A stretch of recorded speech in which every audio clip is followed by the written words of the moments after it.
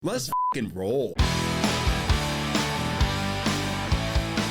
right, everybody, welcome back to McBastards Studio. My name's Brad Banyas. You're listening to the SaltyMF GOAT Podcast. Today is part of Salty's Live Music, sponsored by Band Groupies. Check it out.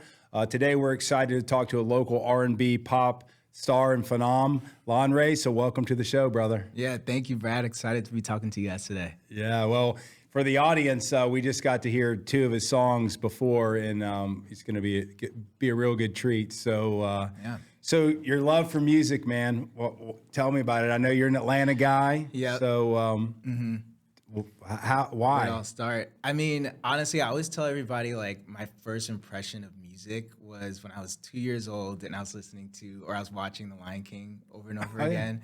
Driving my parents crazy. Like it was back in the day with videotapes or cassettes or whatever. Oh, yeah. Ran that thing down. I remember one of the first things I remember doing or learning how to do is pressing rewind constantly, and I would rewind on every the Pride Rock scene. Oh, and yeah. stuff. I don't know. I just remember like getting chills and just like hearing all of like Elton John scores, just like playing. I was like, whatever this is, like I need to do. You know, That's what I mean? amazing. Yeah. I've never heard The Lion King inspire, and that makes a lot of sense, though. Oh yeah. It makes a ton of sense. Do you really? Yeah, let me see. All right, break it out. He's bringing the tattoo. Ladies, calm down. Yeah, relax. Oh, yeah. Yeah, I got this like 2 years into my career just because I was like, all the craziness that's happening kind of just like reminded me like, hey, this is like what you always wanted to do and to like stay grounded. So. That's amazing. Yeah. Were your parents always supportive of like your music? Yeah. My dad, so my great granduncle, his name is Ebenezer Obey back in Nigeria. He's like one of the biggest like gospel artists to come out of there. So my dad would like be touring with him when he was little. So once he knew that I had like this bug, he was like all over it. And my mom was taking me to auditions in New York and like putting me in choir schools. Like they really, so my parents are entrepreneurs. So like, that's awesome. and they're like first generation, or I'm first generation. They're like immigrants here. So like when they saw me like passionate about something, they kind of just were like, all right, if you're going to do this, we're going to do this the most, And so That's they've been, amazing. yeah. That's awesome. Really So fortunate.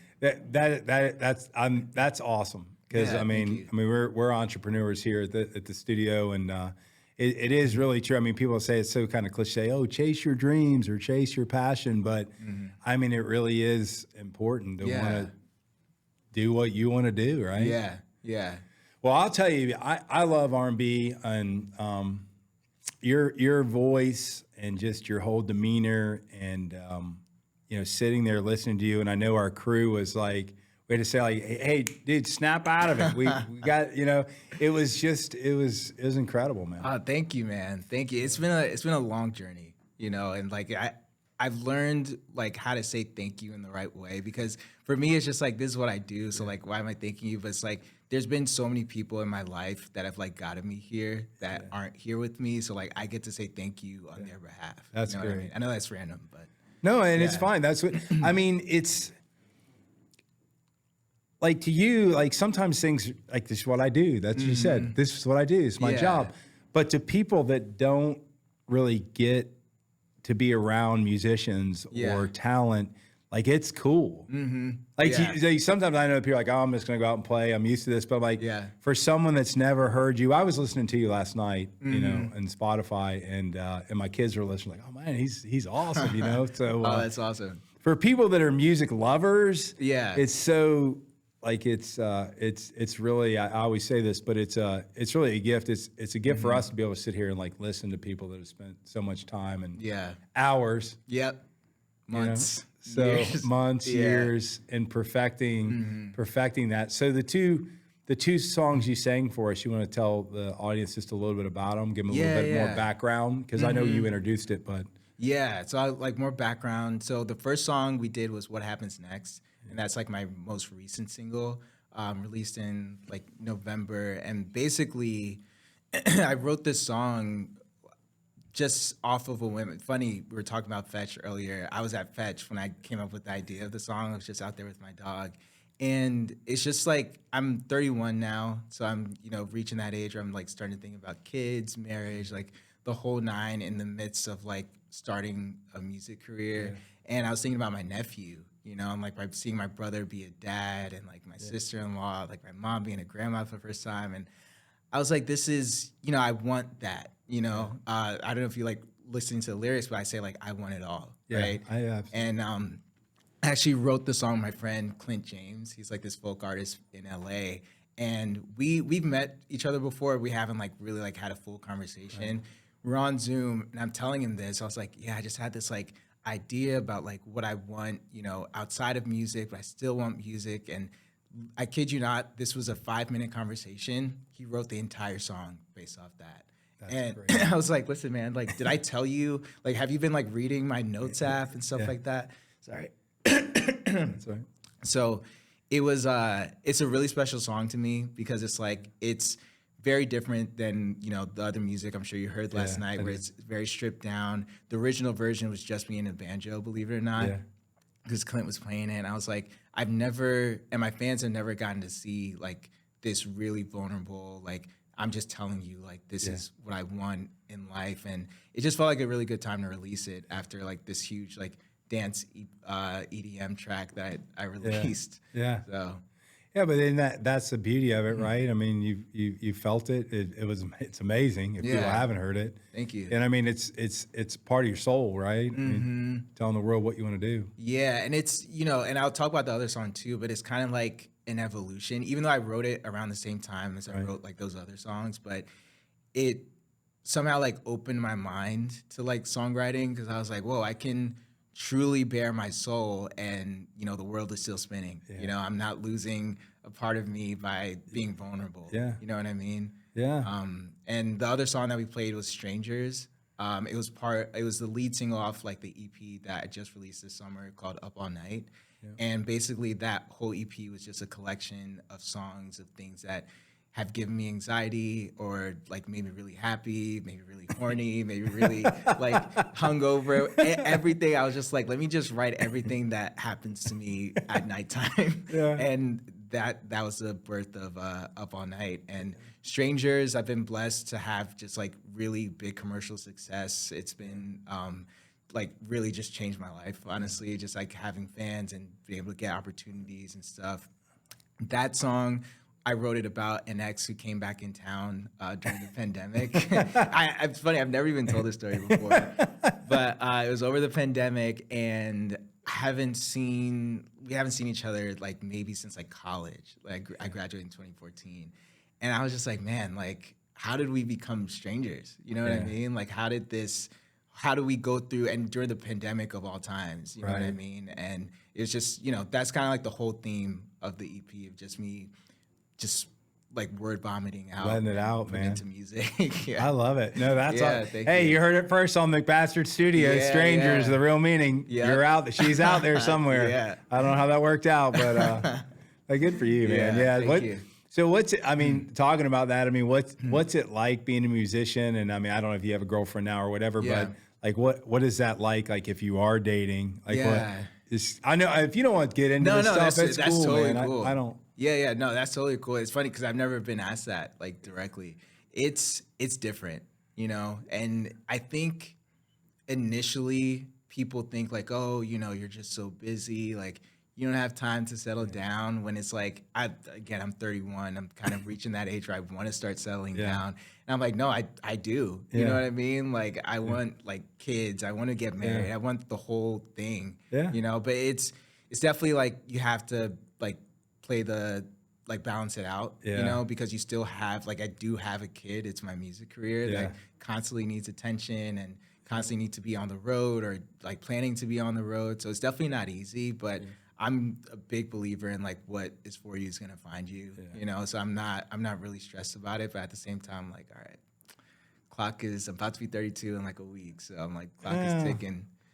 Well, I'll be 56 next week, so you got a long time to go, man. You got, and you know, we talk about divine intervention a lot. I think sometimes people just come into your life at the right time. I mean, sometimes you get an anchor, sometimes you get the sail that pushes you forward. But you know, but in all of it, though, it's always going to make a good song. You know, absolutely. That's my thing. I'm like, hey, this fucks up. You know what? We got a record. we got a winner here. Yeah, Man, I need some crazy chicks to help me write some the worse crazier the better, honestly.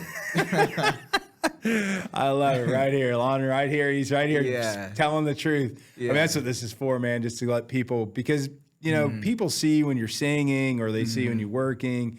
And sometimes, I mean, you are expressing who you are, you know, but other times they don't really know you. Yeah. It's kind of lonely because they think they know you, but they don't know you. And that's such a good point, man, because also I even find with friends, honestly, recently, where it's like they don't check in as much as we used to. Like, I love my friends, don't get me wrong, but it's like sometimes I'm like, damn, we only see each other during birthdays or like your kids' birthdays. I'm like, when we used to like hit each other up about the dumbest shit every week. And it's like, I need that now more than I needed it then. You know what I mean? And it's like, that's on me too, you know, like my friends who have kids and are married and stuff, but it's like, you know, damn, like, you know, just because it looks a certain way doesn't mean that like I'm just doing okay. Absolutely. You know what I mean? Yeah, I mean, and the thing about, I mean, I've got 4 kids. I'm married a long time. Honey, good job. We almost 34 years, but like I think when you start getting older, it is like it's just like it's hectic because like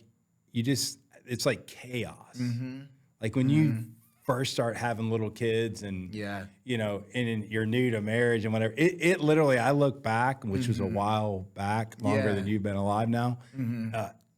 I mean, it was some of the most chaotic times and stressful times, but some of the best times. Yeah. You know? Yeah. And it's my buddies when I was younger, I got married really young. We were really young. And so all my buddies get married like 10 years later. So they're calling me like, hey, man, you want to go do shots? And I'm like, dude, I got to work tomorrow. I got to get my kid baby food or whatever, you know?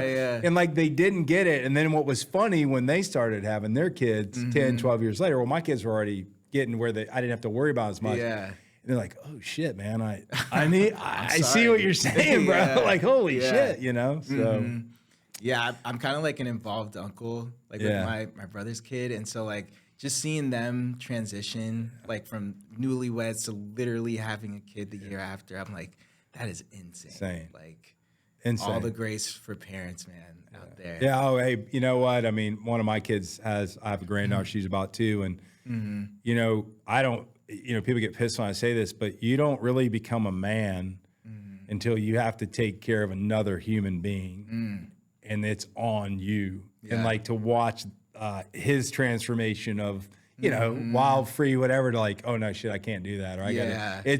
It's cool. Like you're like, but now you see why. You know, you're like, Dad, you're not really that cool. Well, that's because your brother's worried about taking care of that baby. So. Yeah. Like your chemistry changes. Absolutely. Yeah. You get into that protective kind of, you know, nurture, protect kind of mode, and it's a different feeling. It's a great feeling. It's definitely a different feeling. But you know, I think just like being a musician is an entrepreneur. It is. Yeah. I mean, that's your trade, but it is entrepreneur, and entrepreneurship like sometimes is lonely because you're writing songs thinking I like this song or whatever, people are going to like the song. Same thing if you're going to create a product. Right. And sometimes like don't you think this is good? Like this is what I think is the best thing for, like, I don't know. You just don't get the reaction you want. Yeah, and that I think has been like a cheat code that I've had because like I said, my parents were entrepreneurs. My mom had a daycare business until literally like a few weeks ago for like over 30 years. My dad still like, he's a sales engineer for like chemical stuff. So he's always traveling and has his own like engineering business as well. So I grew up around that. So when I told them, I was like, hey, I'm going to start like releasing music and doing all this. They're like, okay, you need to get your LLC and you need to make a budget for your first year, all this stuff. And I was like, man, like I just want to write songs. Like, what is all this? But honestly, it taught me so much, and it is very isolating, though. Yeah, it really is. There's a lot of, you know, obviously musician, you're up all night. You know, up all night. It's up there, right there. Check it out. You know, you're there by yourself a lot. Yeah. You know, and people think, oh, well, you're not around anymore. You're not. Why are you not? And like. I got to do it, you know. And it's a lonely boat to row sometimes, but But yeah, so those friends out there that were they need to just call every now and then. Please And just call. Hey, dude. So same number. Yeah. How's it going? Yeah. So. But thing is, and I'm lucky because like I get to perform in a lot of places, so we really do connect during my performances. Like I have one coming up on Sunday at Fetch, and I was like, hey guys, like I'm not doing anything. You can watch the games there. Just come on down. You know, I haven't seen you guys in like months. You know. Yeah. So. I think I'm gonna come out Sunday. I don't think got anything going out. Yeah, I'd like to get down there and see Fetch Park. Go to Fetch Park if you haven't. Yeah. They're support local people and musicians and comedians, and this is a great space. So I'd like to come down there. Definitely. Yeah, please, man. Love to have you. What time is that? 3 to 6. 3 to 6. Yeah, this Sunday. It's me and 3 other local like Atlanta musicians. Oh, awesome. Awesome. So you found that really though you built a relationship through your you would go there with your dog, right? Is that how that happened? So it's funny enough. This is gonna be a very creepy story. So that's all right. It makes for better listening. Yeah. Before I even had a dog, this is like 2019 or so. I had friends who had dogs, so they'll be like, hey, let's go pregame at Fetch, like the old Fourth Ward one. And I grew up having dogs, right? But I wasn't at the point where I wanted one. And I was like, this is pretty cool. I can like just get drunk and like play with other people's dogs, and I can go home. You know, I don't have to deal with any of this shit. And then they built the one in Buckhead like right around the time that I moved there. And so I would just go. I would just be there like maybe like a friend or like on a date or something. And I was just like, oh, let's play with dogs and get drunk. Yeah, that's awesome. And then obviously it led to me getting a dog in like 2022, and like forming a relationship with the team over there. It's been great. Yeah, that's cool. Yeah, dogs are a lot of damn work. Oh my gosh, man. I mean, they're a lot of work. Yeah. I'd almost rather have a kid than have to deal with a dog. Oh, yeah? Yeah. Yeah, at least like the kid, you can stay inside, like you don't have to brave like the cold rain or anything like that. Yeah. What kind of dog do you have? I have a golden doodle. His name's Simba, and he's a firecracker, man. He has like, it's funny because he has like a big reputation at Fetch. Like everybody, he's like the Fetch like mascot kind of. Oh, really? Like everybody knows him, and he loves it. That's awesome. Yeah. What a great concept. I mean, Steven was on here with Fetch Park, and this like when he said that, like it's just like it was such a damn good idea. Just to. Sorry, I'm drinking Natty Light. Sorry, I was out of water.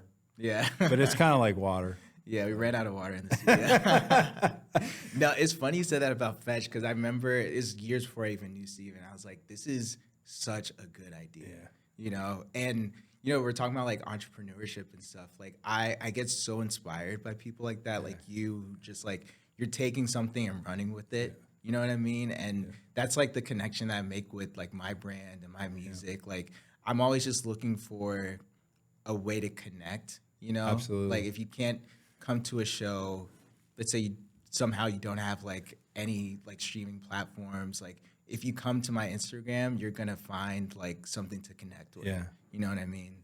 Yeah. And you're personable too.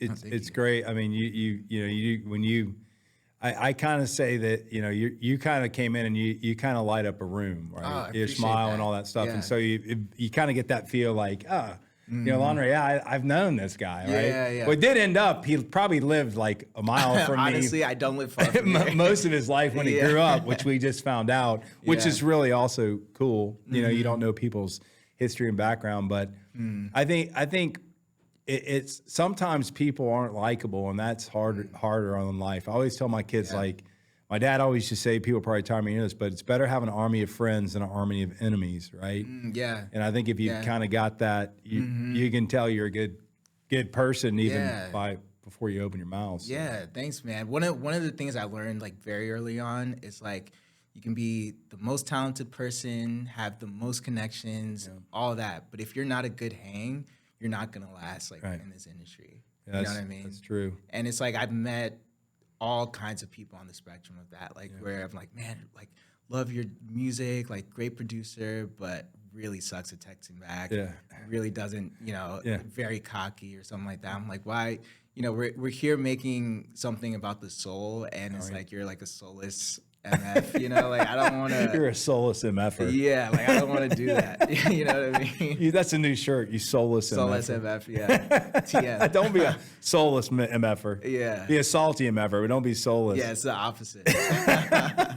I freaking love it, dude. And that's, you know what? I think that's a good lesson. And, you know, you grew up in a family that was entrepreneurial is like, I'm a doer and whatever you say you're going to do it and follow up. Yeah. Like there's nothing worse in my life. Like, just like you said, someone I don't want to deal with, if they tell me they're going to do something and then they don't, they ghost you or say, oh, I'm busy. Hey, look, everybody's effing busy. Yeah, I mean, everyone is. You're no different. Like your stuff is not prioritized over other people's stuff. And it's hard to, when you find those people, whether it's in your space or our space, whatever, those people are gold. Oh, yeah.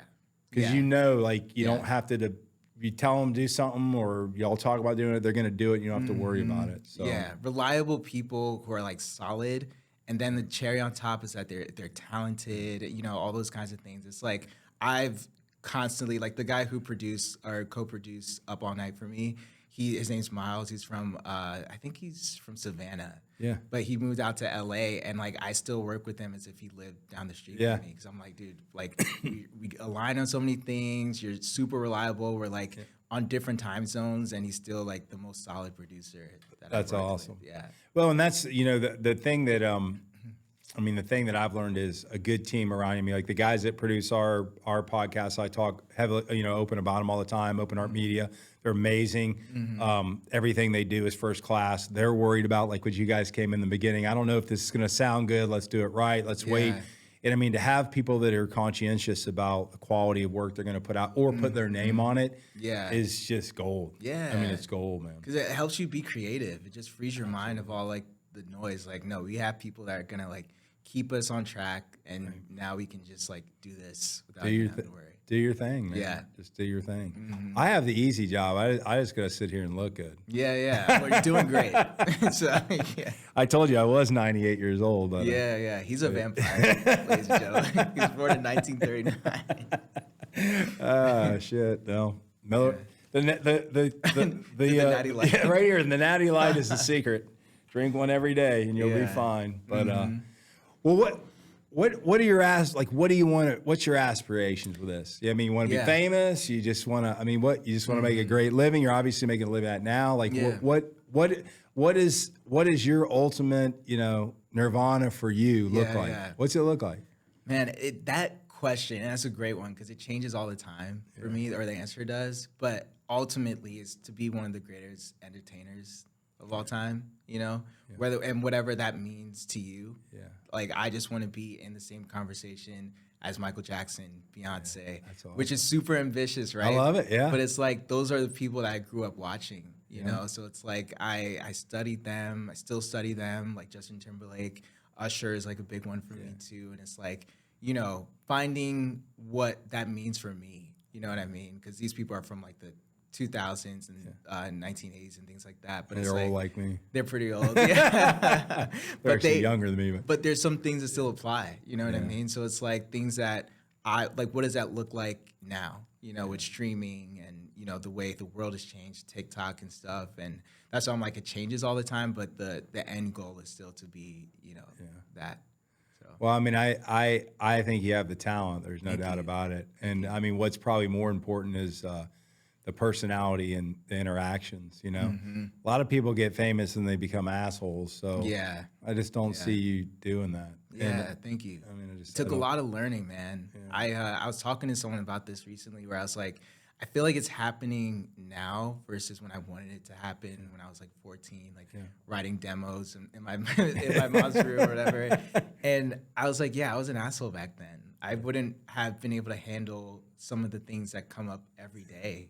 Now, you know, I feel like I'm 31 and my brain is finally like settled and ready to like handle adult things now. And it's like, you know, of course this is happening. Yeah, absolutely. Yeah. That whole maturation process, I think that's why sometimes sometimes people are really talented, they get noticed and it's luck.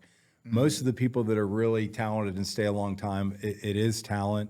And, you know, their process and how they create music, the way they think about writing, the way they think about their producers, the people they surround themselves with. There's a lot of shit that has to align in the universe for us to finally, ultimately become who we are or be what we are. And unfortunately we want society. We want it now. You know, we want it now. Like I'm not aspiring to be a podcast host, by the way. I'm really not. It's just something that happens in part of the maturation process, you know? Yeah, and I think it's important too for like business owners, musicians to just like let it happen instead of forcing it. Absolutely. Really early on, one of my friends who's like, he's in the music industry, he's like a brother in my fraternity. He told me, because he would just give me advice, he was like, listen, man, this is like, you need to think of this in like chunks, right? You're in year 1 to 2, right? You just need to get good at this. Yeah. And then year 3 to 5, that's when you start like really like seeing money, getting a manager, all that. Then 5 to 10, he's just breaking it down. And I'm sitting there in year 1, just like, wait, this is gonna take 10 years, you know? And it's already year 5, and it's like, yeah, he was right. Yeah.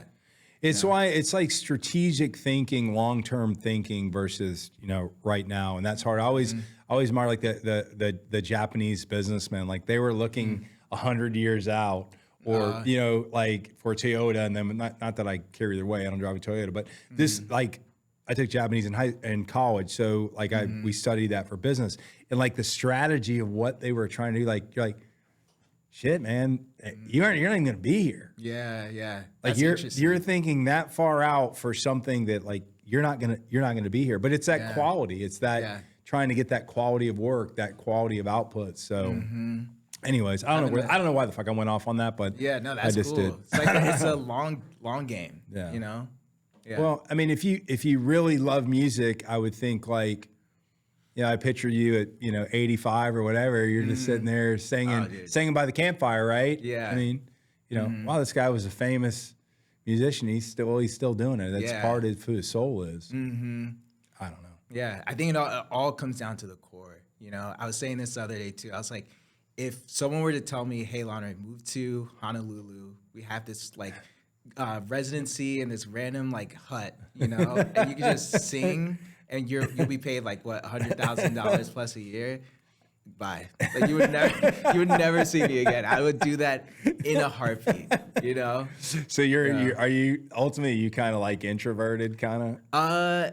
Yes and no. Yeah. Like I'm a performer, right? Yeah. But it's also like I just love singing. Yeah. You know, like I don't care which form that takes. Like you were talking about like being famous before, like that's cool, you know. I don't really like aspire to be that, but like it just comes with what I actually want to do. So it's like, you know, I would sing in any circumstance that I love it. That works. Yeah. I love it. You're fidgety too, like me, man. This guy's moving all over. He's like me. My team's all over me. Dude, quit moving.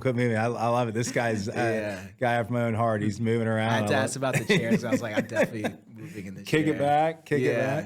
Yeah, I'm kind of like that. I think when I'm put in a situation where I have to talk or when I can engage, I'm fine. I do this all day long. But if my choice was just to sit around and like, I wouldn't do it. Yeah, you know, I'd go hide in my office. So you're like a omnivert, so like you stay in and then come out. Yeah. That's cool. I'm known for the Irish goodbye. So if I'm at a party and I'm done, I just leave. I'm good at it. I'm a master at it. I'm so jealous of that. That's awesome. I have to say goodbye. Like something in my brain is like, no, you have to say goodbye to every single person, even the strangers. Yeah, it's freeing, dude. It's proven. It saves like an hour or 2 hours from talking, and then your life is longer. That's why I'm 96. Oh yeah. I look the way I'm. See, you save time by just. That makes sense. Just leave. It all adds up. Just leave, bro. You're getting 2 hours here. It's fine. And then people question, and then they're like, where is that? What happened? What'd you do? Then they're gonna call you. See, it's a good strategy. But you see, that makes me think of the days before cell phones when people did that. Like that person could be dead. Like you have no idea. That person is gone. You know? That's right. He's dead until you see him at the next thing. You know. Oh, I love it. We need to do the Irish goodbye down there at Fado. So we need to do. I'll mention that to Stephen. We need to do that. Yeah. Cool. So what do you think about? Because you and I remember, I don't know how we met, but like, what do you think about the experience? What do you like about like what we're trying to do with Salty's live music? I like how it's like unfiltered, and it's just like we're right here. Like I was telling you, like what we just did over here, that was like a rehearsal. Yeah. You know, in the best way possible, because it's like us just like looking at each other, making sure we're getting the hits. Like we're not worried about like some big frou-frou like media company like want us to get everything right. Like it feels, you guys feel very like personable, which is awesome. That's what I was curious because it's supposed to be real, you know? Yeah. And it's supposed to be, some people are like, oh, can I sing that again? Lánre didn't, he was perfect. But a couple like, can I sing? Like, sure, man, go ahead, whatever you want to do. Yeah. It's cool, it's all good. And we need that, man. Like artists, like we need environments to where like we know the people running it are of good hearts and like they really like want to support us versus like, oh, come in and sell, like I need you to sell 20 tickets right now and like all that, because there's a lot of that shit. You know? And it's comforting that you're opening your space up to us. Like you didn't charge me to be Absolutely here. not. I'm not charging you for me to be here. Actually, no, we'll talk He's about probably that. he's probably gonna hit me. He's like, hey, you know, I am pretty famous here. You owe me. You took too much of my time. But it's great. I love this, man. Well, good. I'm glad you like it. We want to highlight. I mean, you're already known. I mean, you're already known. But like, it's important for us to like. There's a lot of talent that people won't hear. So how many fans can we bring just by doing this? Like, how many people can get no? Because we don't. Gain of it. We're not trying to gain out of it. Right. It's just like you're talented, and there's a lot of talented people that if they get that one break, that one shot, you know, that's all it needs, you know. And that's we were talking about Fetch earlier, and the opportunity came to where I could start like a like artist showcase series with them. And the whole idea behind it was like I would go to these gigs and sometimes it'll be like the background singer or like the bass player that also is like a musician, and they're like always asking about like, hey, how did I get this? How did I get that? And I was like, wouldn't it be cool if like we did an artist series that just had people like that who may not have like the connections or the opportunities to do so. They do it at Fetch, one like the most popular bars in Atlanta. That's and they awesome. can just like invite their own people, 100% of the ticket sales. Like that's really important to me. That's why like I love what you're doing too. Yeah, like a big jam session. I'm not kidding. I want like you and I were talking before. We want to where we can, like if you can use Fetch or other areas where we can highlight and bring events just for like the community to come in and like hear you and all the other bands that because it's different. It's not like it's just some big production that was put on by Ticketmaster or whatever. It's local, it's real, it's really talented people. And you know, come drink a beer and you know, walk your dog, or if you don't have a dog, great. Get drunk and leave and don't worry about the dog. Leave the dog too. And it's like artists that you would never hear about, you know, like I was like creeping on y'all's YouTube. I was like, oh, this is really cool. You know, like you guys have artists. I knew Kel's, but like some other artists that I haven't heard of. And I was like, this is what it's about. Absolutely. You know what I mean? And they're good.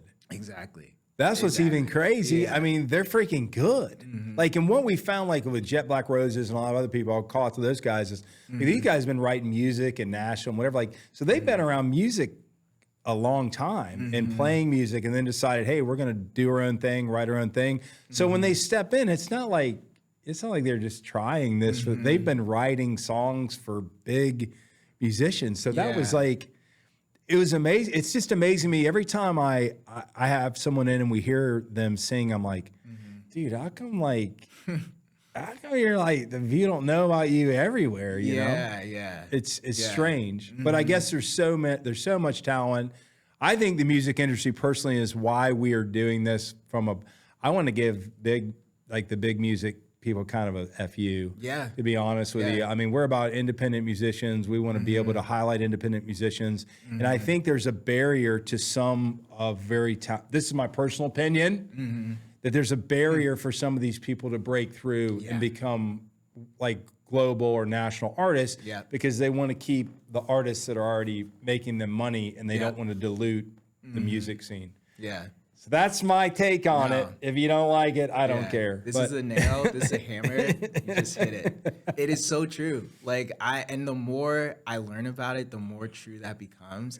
There've been some things where I was like, how the heck do people not know about that? How are you, like someone was telling me something about like the Spotify, like how I got on this like playlist. And I was like, how did that happen? And like, there's so many musicians in Atlanta that could benefit from this. I just, because I know you, I get to be on that. Like, that's not fair. You know what I mean?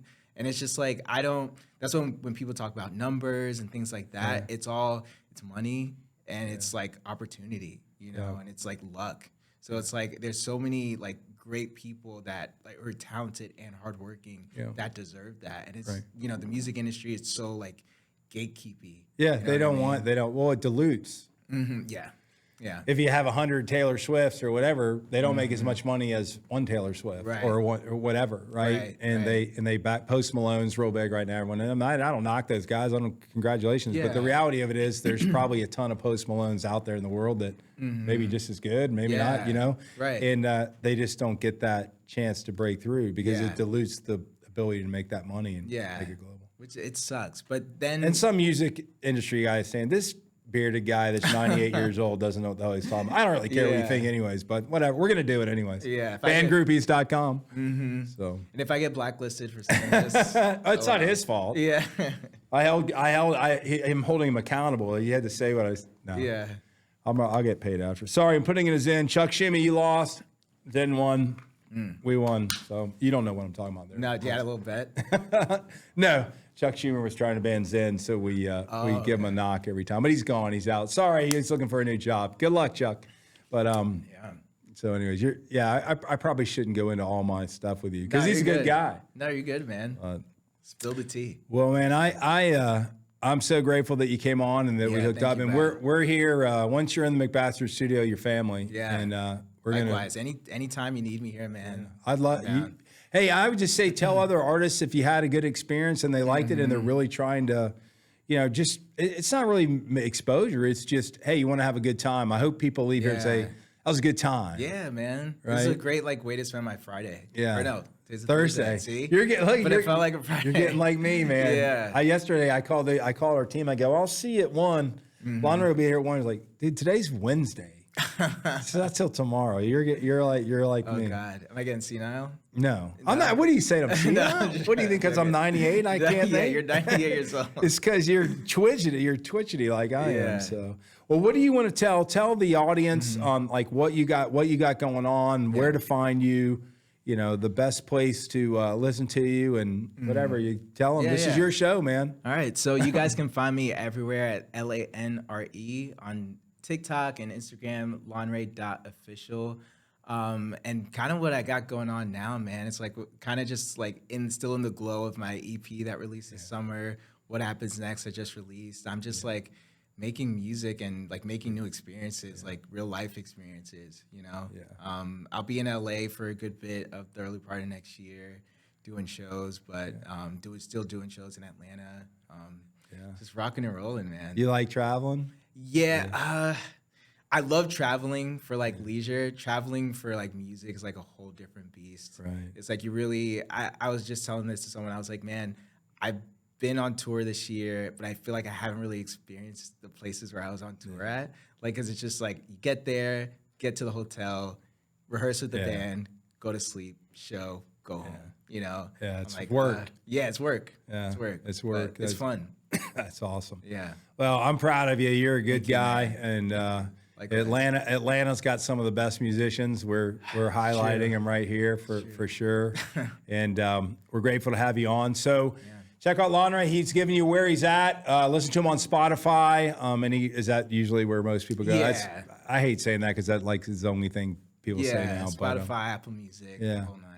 So good. Yeah. Well, you heard it. Lánre here, Atlanta, R&B, pop, amazing local guy. Check him out. Ladies, I don't know. He's getting to that edge now where he's talking about getting married, but he's a good-looking dude. I'll stay out of that side of it. But until next time, let's go.